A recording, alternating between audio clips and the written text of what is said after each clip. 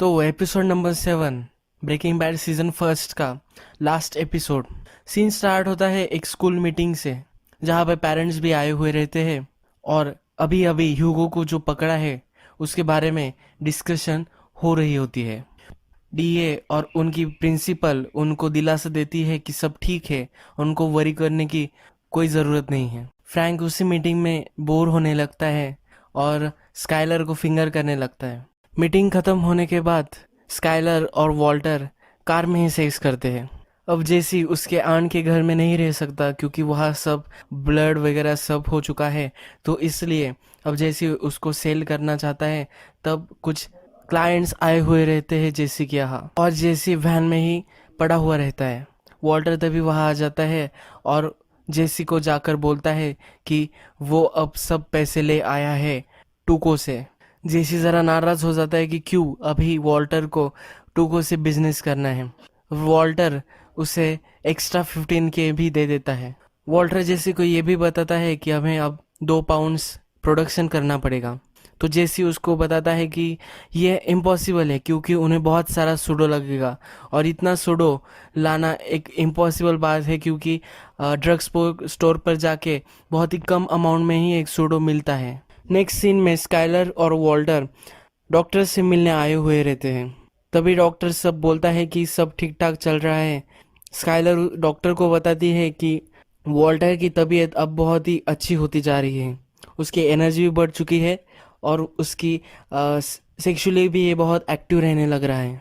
Doctor उन्हें बोलता है कि अब इसका मतलब हमारा जो ट्रीटमेंट चल रहा है वो बहुत अच्छे से सूट हुआ है वॉल्टर को।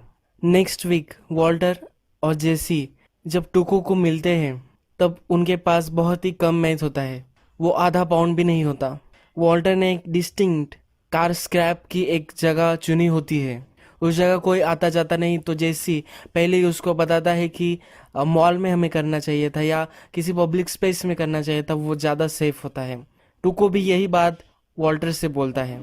टुको जब देखता है कि वॉल्टर ने बहुत ही कम मैथ लाया है तो वो गुस्सा हो जाता है कि वो बोलता है कि वॉल्टर तुम्हें तो मैंने एक प्रोफेशनल माना था, पर ये क्या है।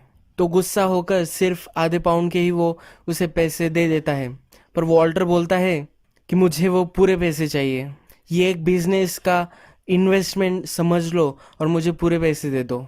तो टुको बोलता है कि तुम्हें ये एक लोन की तरह मैं दे सकता हूँ 25% के इंटरेस्ट से, और वॉल्टर मान जाता है। इसके बदले में वॉल्टर उसे 2 पाउंड नेक्स्ट वीक में मैथ देने वाला होता है। टुको वॉल्टर को एक वार्निंग देता है कि मुझसे बिजनेस करना तो ठीक है, पर मेरे पैसे इंटरेस्ट से लेना बहुत ही डेंजरस हो सकता है।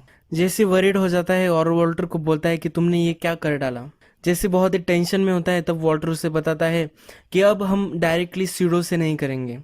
एक बहुत सारे इक्विपमेंट्स की लिस्ट वॉल्टर जेसी को देता है और उसे बोलता है कि अब तुम ये सब लाओगे, ये डिफ़िकल्ट भी हो सकता है, पर अब अगर तुमने ये सब ला दिया तो हम डायरेक्टली ओरिजिनल केमिकल से मेथ बनाएंगे। जैसी घबरा जाता है और बोलता है कि मैं कहीं शिफ्ट हो जाऊंगा, मुझे अब ये सब नहीं करना। पर वॉल्टर उसे कॉन्फिडेंस देता है कि तुम ये कर सकते हो, पूरे लाइफ के लिए तुम्हें बहुत बेनिफिट होगा इस सब चीज़ों से। नेक्स्ट सीन में स्काइलर का बेबी शॉवर चल रहा होता है।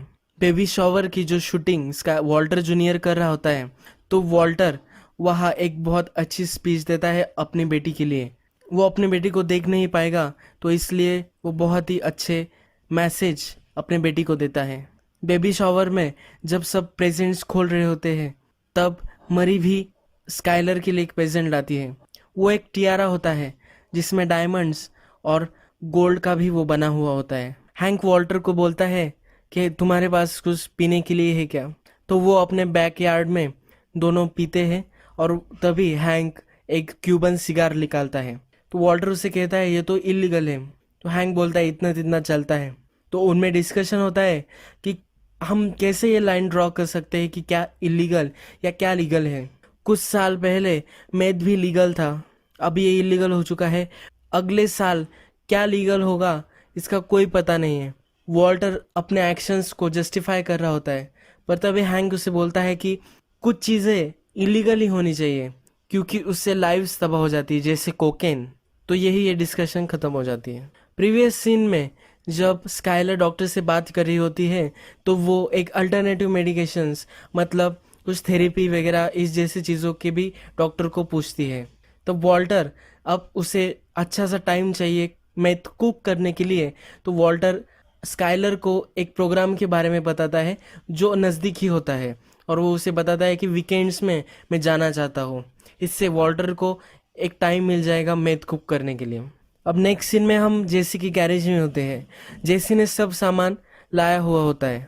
वॉल्टर जेसी से पूछता है कि मैथलमिन कहाँ है, तो जेसी उसे बोलता है कि वो नहीं मिल पाया, वो बहुत ही इम्पोर्टेंट होता है मैथ बनाने के लिए। तो जेसी बोल रहा होता है कि कुछ गाइस थे जो हमें मैथलमिन देने वाले थे, पर वो $10,000 मांग रहे थे, और वो मैथलमिन चुराने वाले होते हैं एक फैसिलिटी से। तो वॉल्टर जेसी को पूछता है कि वो फैसिलिटी कहाँ है। जेसी को वो मालूम होता है, तो वॉल्टर बताता है कि क्यों ना हम ही उसे चुरा लें।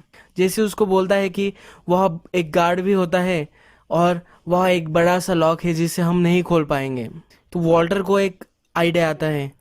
वॉल्टर वो लॉक थर्माइट से फोड़ने वाला होता है। स्काइलर ने जो टियारा उसे मिला होता है बेबी शॉवर पे, मेरी ने उसे दिया होता है, तो वो टियारा उसे रिटर्न करना होता है क्योंकि वो बहुत एक्सपेंसिव होता है, और अगर वो पैसे मिल जाए तो बेबी के लिए कुछ सामान भी वो ले सकती है। तो इसलिए वो रिटर्न करने जाती है। पर जब वो शॉप में जाती है और ओनर को बोलती है, तब ओनर उसे सिक्योरिटी बुलाकर एक रूम में बंद कर देता है। ओनर पुलिस को भी बुलाता है। तब वो ओनर उसे कहता है कि एक वीक पहले ये चोरी हो चुका था, हमने मेरी को पहले भी शूज़ की चोरी करते हुए देखा था, तो ये भी मेरी ने चोरी कर लिया है। अब स्काइलर दिमाग लगाती है और उनको बोलती है एक प्रेग्नेंट वुमन को ज़बरदस्ती यहाँ बंद करके रखा है, अगर ये लोगों को पता चल गया तो हंगामा हो सकता है, और मेरा न्यूज़ चैनल में भी मेरे कनेक्शन से, तो मैं यहाँ बहुत ही बड़ा एक फसाद क्रिएट कर सकती हूँ। तो वो स्टोर मैनेजर या ओनर डर जाता है और स्काइलर को जाने देता है। स्काइलर मैरी को एक बहुत ही गुस्से में मैसेज भी छोड़ देती है। रात में वॉल्टर और जेसी उस फैसिलिटीज में पहुंच जाते हैं। वहाँ वो तार कट करके अंदर घुस जाते हैं और गार्ड का आने का वेट करते हैं। एक बहुत बड़ा सर्कल होता है, तो गार्ड जब सर्कल करेगा तभी वो मेथलमीन चुराने वाले होते हैं। पर गार्ड बीच में ही रुक जाता है और वो टॉयलेट में जा रहा होता है। जब वो टॉयलेट में होता है तभी वॉल्टर को एक आइडिया आता है, और वॉल्टर और जेसी उसे टॉयलेट में ही बंद कर देते हैं। उसके टॉयलेट को डोरी से बांध देते हैं। वो थर्माइट से दरवाज़ा खोल लेते हैं, पर जब वो अंदर जाते हैं तब मेथलमीन का छोटा सा गैलन में एक क्वांटिटी उन्हें नहीं मिलती, तो बहुत बड़ा एक टब ही होता है जो वो उठा लेते हैं। उस टब को लेके ही वो स्लोली भाग जाते हैं। नेक्स्ट दिन जब जेसी और वाटर वैन शुरू करने की कोशिश करते हैं तो वैन शुरू ही नहीं होती, और ज़्यादा फोर्स करने पर वैन का मशीन ही टूट जाता है और वहाँ से धुआं निकलने लगता है। तो वो डिसाइड करते हैं कि हम अब बेसमेंट में ही मैथ बनाना शुरू कर देंगे।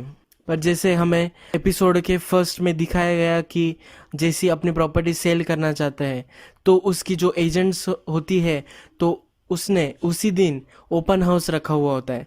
बहुत सारे लोग हाउस देखने के लिए आए हुए होते हैं। जेसी उसे बहुत सारे मैसेजेस भी लेफ्ट करता है, पर उस एजेंट का फ़ोन कार में ही बंद रहता है।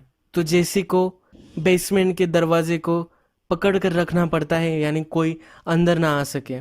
एक आदमी जोर ज़बरदस्ती करता है तो जेसी सबको बाहर निकलने के लिए बोलता है। मरी स्काइलर के फ़ोन भी नहीं उठा रही होती है और उसको बहुत ही इग्नोर कर रही होती है, तो डायरेक्टली स्काइलर उसके वर्क प्लेस पर आ जाती है और उससे कन्फ्रंट करती है। मरी पूरी तरह से ये सब डिनाई कर देती है, इसलिए स्काइलर को बहुत गुस्सा आ जाता है और वो घर आ जाती है। जब वॉल्टर घर आता है तो स्काइलर उसे एक जूस देती है और वो डिस्कशन के लिए बैठते हैं। तो स्काइलर उससे पूछती है कि कैसा रही तुम्हें थेरेपी, तो वॉल्टर बोलता है अच्छी थी। स्काइलर मरी के बारे में बोलती है कि उसने जो टियारा उसे दिया था तो वो चोरी का था। वॉल्टर उसे बोलता है कि फैमिली के लिए लोग कुछ भी गलत कर सकते हैं। वॉल्टर स्काइलर से पूछता है अगर मैंने ऐसा कुछ किया तो तुम क्या करोगी। स्काइलर उसे बताती है कि तुम इमेजिन भी नहीं करोगे मैं तुम्हारे साथ क्या करूँगी। नेक्स्ट सीन में वही जगह वॉल्टर जेसी टुको को मिलने जाते हैं। टुको को वो सब मिथ दे देते हैं। तभी टुको बोलता है कि ये बहुत ही बढ़िया है और हम दोनों मिलके बहुत पैसा कमाएंगे। तभी टुको का एक साइडमैन उसे वॉल्टर को बोलता है कि सिर्फ याद रखना कि तुम किसके लिए काम कर रहे हो। टुको को इस बात पर बहुत गुस्सा आ जाता है और टुको उसे बहुत मारता है। टुको मार मार कर उसे बेहोश कर देता है और दूसरे आदमी को बोलता है बॉडी कार में रखने के लिए। वॉल्टर और जेसी बहुत घबरा जाते हैं और यही ये सीज़न ख़त्म हो जाता है।